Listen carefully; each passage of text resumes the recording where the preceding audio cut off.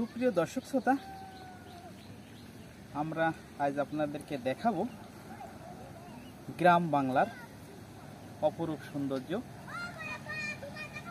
যে দৃশ্যটি আমরা আজ আপনাদেরকে দেখানোর জন্য এসেছি, আপনারা দেখতে পাচ্ছেন যে আমরা এখন অবস্থান করছি একটি পুকুর পাড়ে। এটি গ্রাম বাংলার একটি ঐতিহ্য।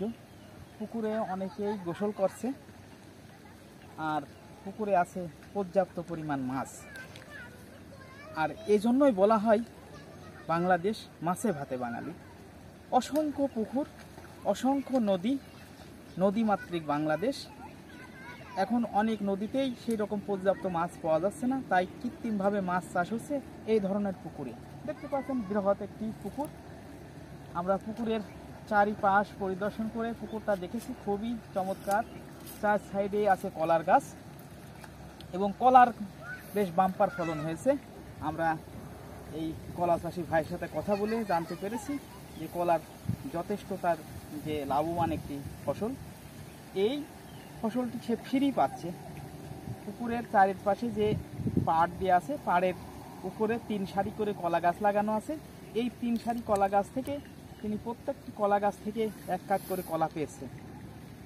এতে অনেক গাছ আছে, গাছ থেকে অনেকগুলো কলা হয়েছে এবং কলা সে বাজারে বিক্রি অর্থনৈতিকভাবে বেশ স্বাবলম্বী হয়েছে।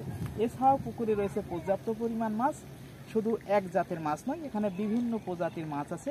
বিভিন্ন সময়, বিভিন্ন সিজনে, বিভিন্নভাবে এই মাছগুলো বাজারে বিক্রি করা হয়। এতে তিনি অর্থনৈতিকভাবে স্বাবলম্বী হচ্ছে। এভাবে যদি আমরা প্রত্যেকেই গ্রামে যখন বসবাস করি, যদি তার বাড়ির পাশে, বাড়ির আঙিনায় যদি একটি পুকুর থাকে এবং পুকুরের চারপাশে যদি এইভাবে কলা গাছ লাগানো হয় এবং পুকুরের মধ্যে যদি বিভিন্ন জাতের মাছ চাষ করা হয়, তাহলে নিজের চাহিদা মিটিয়ে অর্থনৈতিকভাবে স্বাবলম্বী হওয়া যাবে।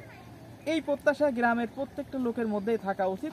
তাহলেই গ্রাম বাংলার যে ঐতিহ্য, সেই কাঙ্ক্ষিত ঐতিহ্য পূরণ করতে সমর্থ হবে। আমরা সকলে এই প্রত্যাশা করি যেন গ্রামের প্রত্যেক লোকই এই ধরনের মাছ চাষ এবং পাশাপাশি যদি এইভাবে পুকুর পাড়ে যদি কলার গাছ এছাড়াও বিভিন্ন ফলের গাছ যদি তারা চাষ করে, তাহলে সে নিজের চাহিদা মিটিয়ে অর্থনৈতিকভাবে স্বাবলম্বী হবে।